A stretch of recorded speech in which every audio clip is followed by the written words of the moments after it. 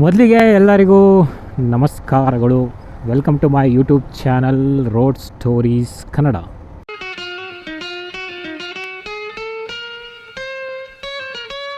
Camera ಅದು ನಾನು ಒಂದು ಕಂಪ್ನಿಲಿ ಕೆಲಸ ಮಾಡ್ತೀನಿ ಇಲ್ಲಿ ಜಾಲಹಳ್ಳಿಲಿ. ಇದು ಸುಮ್ಮನೆ ಬೇಜಾರಾದಾಗ ಊರಿಗೆ ಹೋಗ್ತಾಯಿದ್ದೀವಿ. ನಾನು ಯೂಟ್ಯೂಬ್ ಮಾಡ್ತೀನಿ. ಆಗಿದೆ ಪೆಟ್ರೋಲ್ ಬಂಕಲ್ಲಿ ಅಕ್ಕ ಕೇಳ್ತಿದ್ರು, ಏನು ಸರ್ ವರ್ಕ್ ನಿಮ್ಮದು ಅಂತ. ಸೊ ನಾನೊಂದು ಜಾಲಹಳ್ಳಿಲಿ ಯಾವುದೋ ಒಂದು ಕಂಪ್ನಿಲಿ ಸಣ್ಣ ಕಂಪ್ನಿಲಿ ಕೆಲಸ ಮಾಡ್ತೀನಿ ಅಂತ ಹೇಳ್ತಿದ್ದೆ. ಅದಕ್ಕೆ ಅಕ್ಕ ಹೇಳ್ತಿದ್ರು, ಎಲ್ಲ ಸರ್ ಕ್ಯಾಮ್ರಾ ಎಲ್ಲ ಹಾಕಿದ್ರಲ್ವಾ ಅದಕ್ಕೆ ಕೇಳ್ತಿದ್ದೆ ಅಂತ. ಏನೋ ಒಂಥರ ಫುಲ್ ಖುಷಿ ಆಗ್ಬಿಡ್ತು.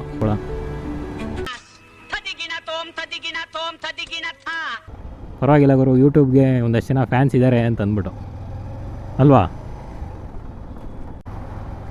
ಇನ್ನು ಕಂಟೆಂಟ್ಗೆ ವಾಪಸ್ ಬಂದ್ಬಿಡೋಣ. ಸೊ ಯುಗಾದಿ ಹಬ್ಬ ಅಂತಂದರೆ ನಿಮಗೆಲ್ಲ ಏನು ನೆನಪಾಗುತ್ತೆ?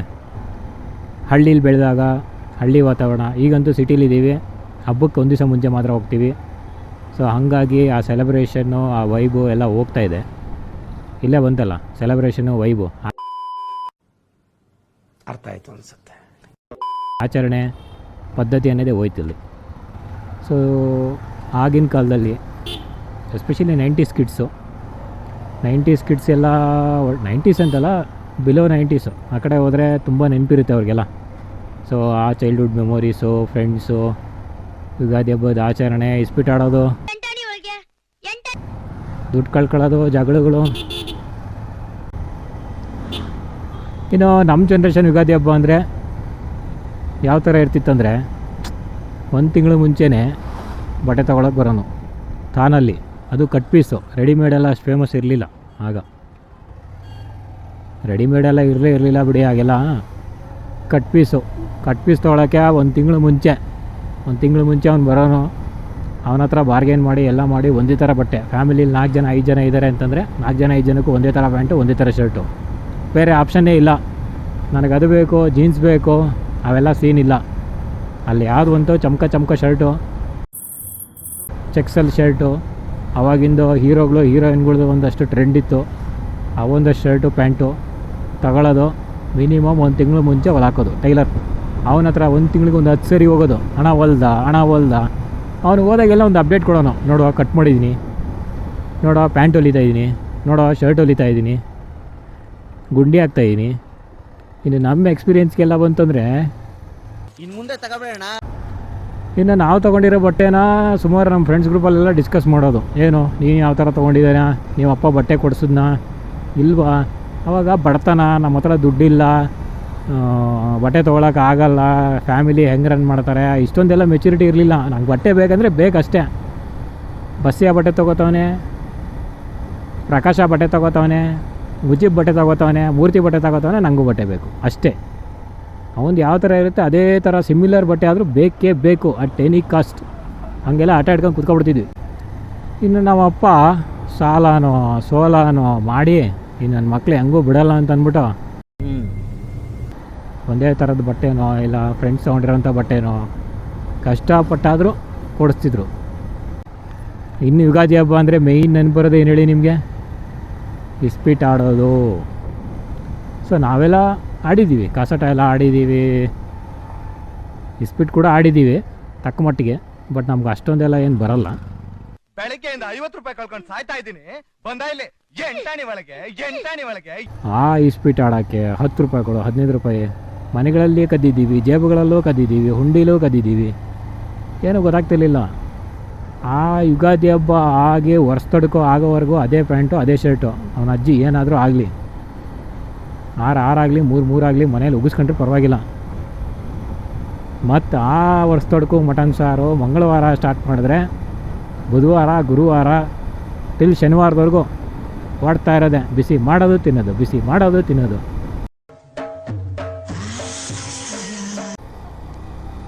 ಯುಗಾದಿ ಹಬ್ಬದ ದಿನ ಬೆಳಗ್ಗೆ ಎದ್ಬಿಟ್ಟು ಎಲ್ಲ ಒಬ್ಬೊಬ್ಬರೇ ಒಂದೊಂದು ಮನೆ ಹತ್ರದಿಂದ ಒಬ್ಬೊಬ್ಬರ ಮನೆ ಹತ್ರ ಹೋಗೋದು. ಅವರೆಲ್ಲ ಸೇರಿ ಮಾವಿನ ಸೊಪ್ಪು ಬೇವಿನ ಸೊಪ್ಪಿಗೆ ಹುಡುಕಾಟ ಸ್ಟಾರ್ಟ್.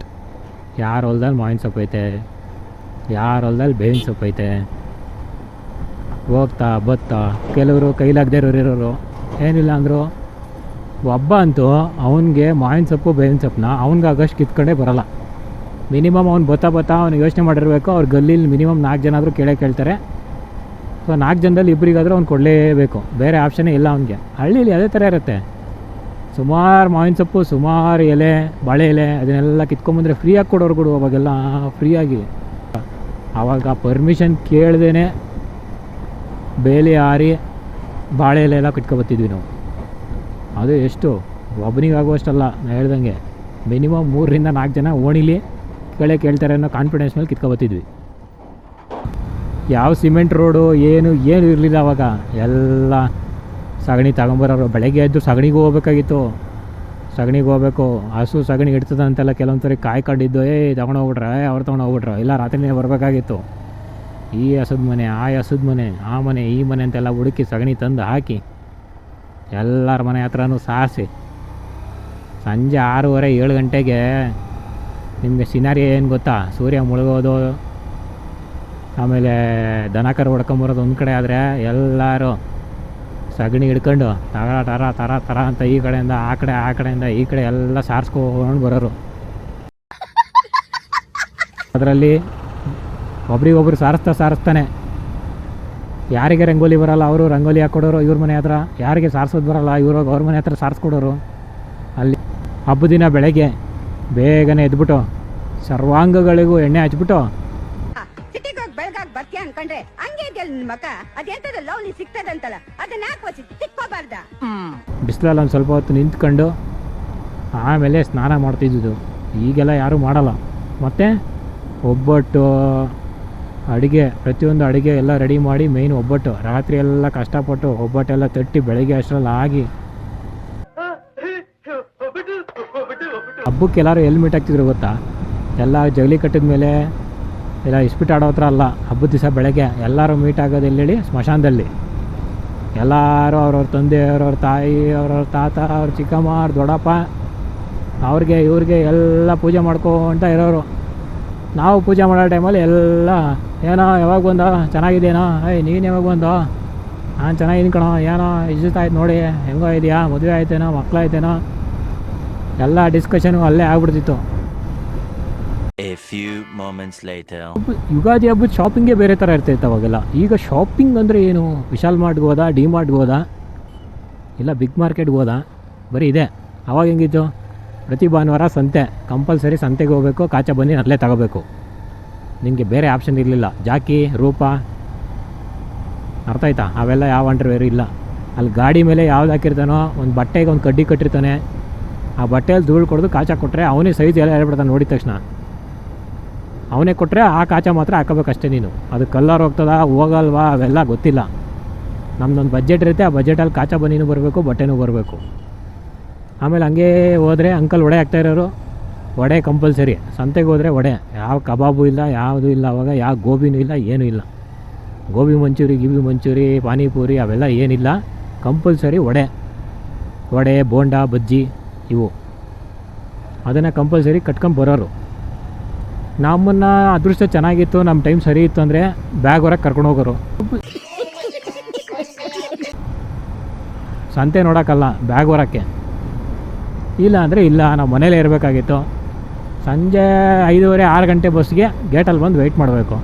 ವೆಯ್ಟ್ ಮಾಡ್ತಾಯಿದ್ದು ನಮ್ಮಪ್ಪ ಬ್ಯಾಗ್ ತರ್ತಾನೆ, ಬಟ್ಟೆ ತರ್ತಾನೆ ಅಂತಲ್ಲ, ಬ್ಯಾಗ್ ಒಳಗಡೆ ವಡೆ ಇರ್ತವೆ, ಇಲ್ಲ ಪಕೋಡ ಇರ್ತವೆ, ಇಲ್ಲ ಏನೋ ಒಂದು ಇರುತ್ತೆ. ಅದಕ್ಕೋಸ್ಕರ ರಿಸೀವ್ ಮಾಡ್ಕೊಳಕ್ಕೆ ಹೋಗೋದು. ಆಮೇಲೆ ನಾಳೆಗೆ ಒಂದು 5 ರೂಪಾಯಿ ಎಕ್ಸ್ಟ್ರಾ ಕೊಡ್ತಾನೆ ಅನ್ನೋ ಒಂದೇ ಒಂದು ಕಾರಣಕ್ಕೆ ಹೋಗ್ತಿದ್ವಿ ನಾವು ಅವಾಗ. ಇನ್ನು ಕಂಟೆಂಟ್ನ ಮುಂದುವರ್ಸೋದಾದರೆ, ನಿಮ್ದಪ್ಪಯ್ಯ ಅಂತೀನಿ, ದಯವಿಟ್ಟು ಇದನ್ನ ಹೇಳಿಕೆ ಬಿಟ್ಬಿಡಿ. ಈ ಸ್ಕೂಲ್ ಹುಡುಗರಿಗೆ ಹೆವಿ ಬೇಜಾರು. ಈ 1 ದಿನನೋ 2 ದಿನನೋ ರಜೆ ಕೊಡೋರ ಅವ್ರಿಗೆ. ಅದರಲ್ಲೂ ಎಸ್ಪೆಷಲಿ SLC ಮಕ್ಕಳು ಯಾವಾಗೂ SLC ಎಕ್ಸಾಮ್ ಯುಗಾದಿ ಹಬ್ಬ ಟೈಮಲ್ಲೇ ಬಂದ್ಬಿಡುತ್ತೆ ಪಾಪ ಅವ್ರಿಗೆ. ಇನ್ನು ಈ ಕಡೆ ಎಕ್ಸಾಮ್ಗೆ ಓದೋದ, ಈ ಕಡೆ ಇಸ್ಪೀಟ್ ಆಡೋದ, ಇಲ್ಲ ಒಳ್ಳೆ ಬಾಡೂಟಕ್ಕೆ ರಜೆ ಹಾಕೋದ. ಇನ್ನು ಹಬ್ಬದ ಸೀಸನ್ ಅಂದರೆ ಬೆಳಗ್ಗೆನೇ ಸಾಯಂಕಾಲದವರೆಗೂ ಹುಡುಗರ ಜೊತೆ ಅವ್ರಿಗೆ ಮುನ್ಸಿ ಹಿಡಿತಾ ಇರ್ತದೆ. ಯಾಕಂದರೆ ಎಲ್ಲ ಹುಡುಗರು ಆಟ ಆಡ್ತಾ ಇರ್ತಾರೆ, ಏನೇನೋ ಮಾಡ್ತಾ ಇರ್ತಾರೆ. ಪಾಪ ಇವ್ರು ಮಾತ್ರ ಒಳಗೆ ಬುಕ್ ಹಿಡಿಬೇಕು ಅಂತಂದರೆ ಒಂಥರ ಹೆಂಗಾಗ್ಬಿಡುತ್ತೆ ಅಂದರೆ ನರಕದಲ್ಲಿ ಎಣ್ಣೆ ಹಾಕ್ದಂಗೆ ಇರ್ತದೆ ಅವ್ರಿಗೆ ಪಾಪ ಆ ಟೈಮಲ್ಲಿ. ನಾನು 2011 SLC ಎಕ್ಸಾಮ್ ಬರ್ತಿದ್ದೆ. ವರ್ಲ್ಡ್ ಕಪ್ ಇತ್ತು. ವರ್ಲ್ಡ್ ಕಪ್ ಒಂದು ಕಡೆ, ಇನ್ನೊಂದು ಕಡೆ SLC ಎಕ್ಸಾಮು, ಅದರಲ್ಲೂ ಮ್ಯಾಥ್ಸು. ಒಳ್ಳೆ ತಲೆನೋವು ಆದರೂ ಬಿಟ್ಟಿಲ್ಲ ನಾವು. ಹೋಗೋದು ನಮ್ಮ ಕಡೆ ಸರಿ ಬೇಸೆ ಚಕ್ಕಬರ ಇವನು ದುಡ್ಡು ಕಟ್ಟೆಲ್ಲ ಆಡ್ತಿದ್ರು. ಅವೆಲ್ಲ ಆಡೋದು. ಕೊನೆಗೂ ಹಂಗೋ ಹಿಂಗೋ ಆ ಟೈಮಲ್ಲಿ ಏನೋ ಮಾಡಿ ಮ್ಯಾಚಲ್ಲಿ ಒಂದು 50-60 ತೆಗೆದ್ವಿ. ಕಷ್ಟ ಬಿದ್ದೋದು. ಇನ್ನು ಹಬ್ಬ ಅಂದ ತಕ್ಷಣ ಹೆಣ್ಮಕ್ಳ ವಿಚಾರ ಮಾತಾಡ್ದಂಗೆ ಇರೋಕ್ಕಾಗತ್ತಾ? ಹಬ್ಬ ಅಂದರೆ ಹೆಣ್ಮಕ್ಳು ಅಂದ್ರೇ ಹಬ್ಬ. ಗಂಡು ಮಕ್ಳು ಎಷ್ಟೇ ಹಬ್ಬ ಮಾಡಿದ್ರು ಹಬ್ಬ ಅಲ್ವೇ ಅಲ್ಲ.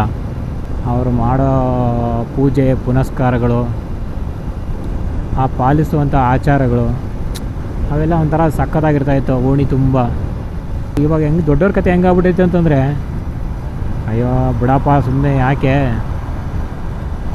ಅವ್ರ ಪಾಡಿಗೆ ಅವ್ರು ಯಾಕೆ ಮಗ ಸೊಸೆ ಎಲ್ಲೋ ಇರಲಿ, ಹಬ್ಬದ ಟೈಮಲ್ಲಿ ಒಂಚೂರು ಬೆಳಗ್ಗೆ ಬಂದುಬಿಟ್ಟು ಸಾಯಂಕಾಲ ಹೋಗ್ಬಿಟ್ಟಿಬೇಕಾರೆ ಅಂತ. ಆವಾಗಿನ ಕಾಲದ ಅತ್ತೆ ಸೊಸೆ ಹಬ್ಬ ಹೆಂಗೆ ಮಾಡ್ತಿದ್ರು ಹೇಳಿ?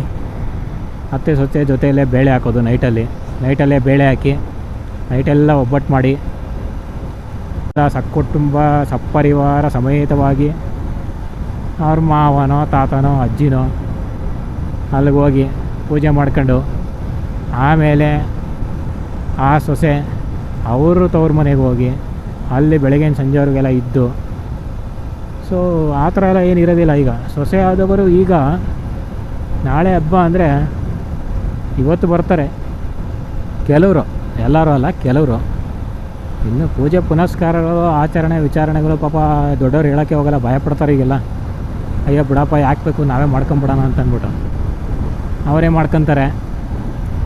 ಮಾಡಿರಿದ್ರೆ ಒಬ್ಬಟ್ಟು ಮಾಡ್ದಂಗೆ, ಇಲ್ಲ ಅಂದರೆ ಬೆಂಗಳೂರಿಂದ ಝೊಮ್ಯಾಟೊ ಮಾಡ್ಕೊಂಡು ಸ್ವಿಗ್ಗಿಲಿ ಒಬ್ಬಟ್ಟು ಪಾರ್ಸಲ್ ತಂದರೂ ತತ್ತಾರೇನೋ ಮತ್ತೆ ಮುಂದಕ್ಕೆ, ಅದು ಗೊತ್ತಿಲ್ಲ. ಯಾವ ಥರ ಅಡುಗೆ ಮಾಡಬೇಕು ಅನ್ನೋದು ಮರೆದೋಗ್ಬಿಡ್ತಾವ್ರಿಗೆಲ್ಲ. ಯಾವ ಅಡುಗೆಗೆ ಏನು ಹಾಕ್ಬೇಕು ಏನು ಗೊತ್ತಿಲ್ಲ. ಝೊಮ್ಯಾಟೊದಲ್ಲಿ ಟೊಮೆಟೊ ಸಾಂಬಾರು ಆರ್ಡ್ರ್ ಮಾಡ್ಕೊಂಡು ಒಳ್ಳೆ ಟೇಸ್ಟಿಯಾಗಿದೆ ಅಂತ ಅಂದ್ಬಿಟ್ಟು ತಿನ್ಕೋತಾವ್ರು ಇಲ್ಲಿರೋರು. ಅವಾಗಿನ ಮಟ್ಟಕ್ಕೆ ಯಾರ ಹತ್ರನೂ ಅಷ್ಟೆಲ್ಲ 2 ವೀಲರ್ ಇರಲಿಲ್ಲ. 2 ವೀಲರು 4 ವೀಲರ್ ಅಂತೂ ಕನ್ಸ್ಬಿಡಿ, 2 ವೀಲರೇ ಇರಲಿಲ್ಲ. ಬೆಂಗಳೂರಿಂದ ಯಾರಾದರೂ 2 ವೀಲರಲ್ಲೋ 4 ವೀಲರಲ್ಲೋ ಬಂದವ್ರೆ ಅಂತಂದರೆ ಆಗಿನ ಕಾಲದ ಕೃಷ್ಣದೇವರಾಯ ಇದ್ರಲ್ವ, ಅವ್ರಿಗೆ ಏನು ಮರ್ಯಾದೆ ಕೊಡ್ತಿದ್ರು ಅದಕ್ಕಿಂತ ಒಂಚೂರು ಡಬಲೇ ಕೊಟ್ಬಿಡೋರೇನಪ್ಪ ನಮ್ಮ ಜನ. ಹೌದು ಕಣ, ನಿಂಗೆ ಗೊತ್ತಾಯ್ತು? ನೋಡು ಕಲ್ತ್ಕೊಳ್ಳೋ ಅವನ್ನ, ಬೆಂಗಳೂರಿಗೆ ಹೋಗಿ ದುಡಿತಾವನೆ ಅಂತ. ಈಗ ಗಲ್ಲಿಗೂ ಮನೆಗೂ ಬೆಂಗಳೂರಲ್ಲೇ ಇದ್ದಾರೆ, ಇಲ್ಲ ಬೇರೆ ಎಲ್ಲೋ ಕಡೆ ಓದ್ತಾ ಇದ್ದಾರೆ. ಹಂಗಾಗಿ ಅಷ್ಟೆಲ್ಲ ಏನು ಮರ್ಯಾದೆ ಕೊಡಲ್ಲ ಈಗೆಲ್ಲ ಊರಿಗೆ ಹೋದರೆ. ಯೂಟ್ಯೂಬ್ ಚಾನಲ್ ನೋಡ್ತೀರಾ, ದಯವಿಟ್ಟು ನಿಮ್ಗೆ ಇಷ್ಟ ಆದರೆ ಒಂದು ಸಬ್ಸ್ಕ್ರೈಬ್ ಮಾಡಿ. ನೀವು ವೀಡಿಯೋಸ್ನ ನೋಡಿ, ವೀಡಿಯೋ ಇಷ್ಟ ಆದರೆ ಲೈಕ್ ಮಾಡಿ, ಇಲ್ಲಾಂದರೆ ಡಿಸ್ಲೈಕ್ ಮಾಡಿ. ದಯವಿಟ್ಟು ನಿಮ್ಮ ಫ್ರೆಂಡ್ಸ್ ಕಡೆಯಿಂದನೂ ಶೇರ್ ಮಾಡಿಸಿ. ಕನ್ನಡದ ಕಂಟೆಂಟ್ ಕ್ರಿಯೇಟರ್ಸ್ಗೆ ಕನ್ನಡದಲ್ಲಿ ಮಾತ್ರ ನಿಮಗೆ ಸಬ್ಸ್ಕ್ರೈಬರ್ಸ್ ಸಿಗೋದು, ಬೇರೆ ಯಾವ ಲ್ಯಾಂಗ್ವೇಜಲ್ಲೂ ಸಿಗಲ್ಲ. ಕ್ಯಾಮ್ರಾದಲ್ಲಿ ಚಾರ್ಜು ಖಾಲಿ ಆಯಿತು. ನಾನು ಚಿಕ್ಕವಾಗಿದ್ದಾಗ ಮಾಡ್ತಿದ್ದಂಥ ಯುಗಾದಿ ಹಬ್ಬದ ಕೆಲವು ನೆನಪುಗಳು ನಿಮ್ಮ ಜೊತೆ ನಾನು ಕೂಡ ಮೇಲಕ್ಕಾಗ್ದೆ. ನಿಮಗೇನಾದರೂ ವಿಡಿಯೋ ಇಷ್ಟ ಆಗಿದ್ದರೆ ದಯವಿಟ್ಟು ಲೈಕ್ ಮಾಡಿ, ಶೇರ್ ಮಾಡಿ, ಸಬ್ಸ್ಕ್ರೈಬ್ ಮಾಡಿ ನಮ್ಮ ಚಾನಲ್ಗೆ. ಇದೇ ರೀತಿ ಒಳ್ಳೊಳ್ಳೆ ಕಂಟೆಂಟ್ನ ನಾನು ಕೊಡ್ತಾ ಇರ್ತೀನಿ. ನಿಮ್ಮ ಸಪೋರ್ಟು ತುಂಬ ಮುಖ್ಯ. ಮತ್ತೆ ಸಿಗೋಣ. ಅಲ್ಲಿವರೆಗೂ ಟೇಕ್ ಕೇರ್. ಬಾಯ್.